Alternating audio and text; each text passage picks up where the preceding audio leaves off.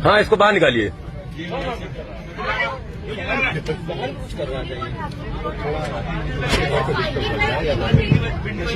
अरे कुछ भी कर सकता ये।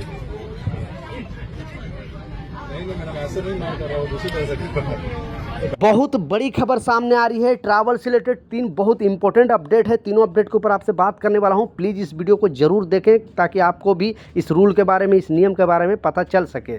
तो पहला जो खबर आ रहा है, दिल्ली एयरपोर्ट पर सोमवार उस वक्त हल्की सनसनी फैल गई जब मुंबई से आ रही एयर इंडिया की फ़्लाइट AI 2910 पहली बार में वो लैंड नहीं कर पाई। बाद में वो चक्कर लगाती रही और वहाँ पे तकनीकी कारण के वजह से विमान लगभग 10 मिनट तक हवा में घूमता रहा और दूसरे कोशिश के बाद भी सुरक्षित रनवे पर नहीं उतर सका। बहुत बड़ी वहाँ पे परेशान हो गए और यात्री भी सारे डर गए, क्योंकि ये जो सिस्टम है, क्योंकि लोगों को एक बार लैंड करने की कोशिश करने के बाद भी फिर वापस से टेक ऑफ कर लिया गया।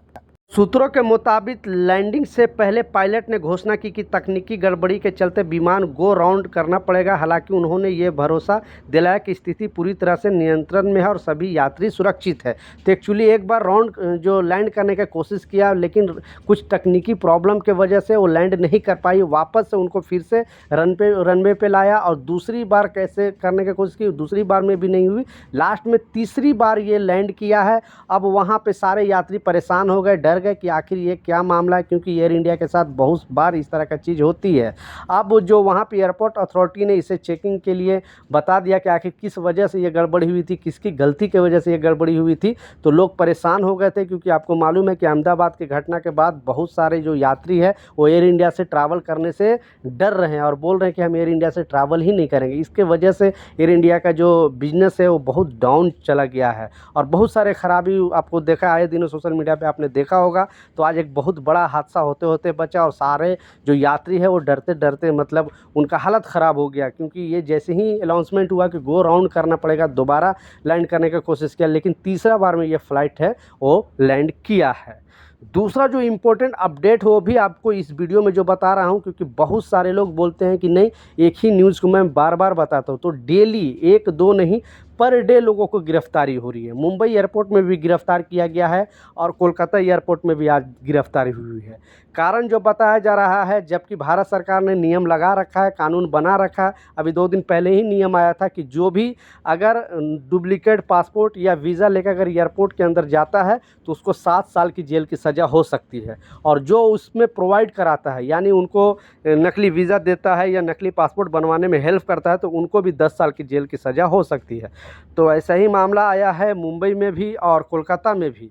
ये दोनों एयरपोर्ट पर ये नकली वीज़ा के वजह से यात्री को गिरफ्तार किया है, क्योंकि जैसे ही वो वहाँ पे जाते हैं इमिग्रेशन टीम चेक करती है उनका वीज़ा को, तो पता चलता है कि इनका वीज़ा है वो फर्जी है।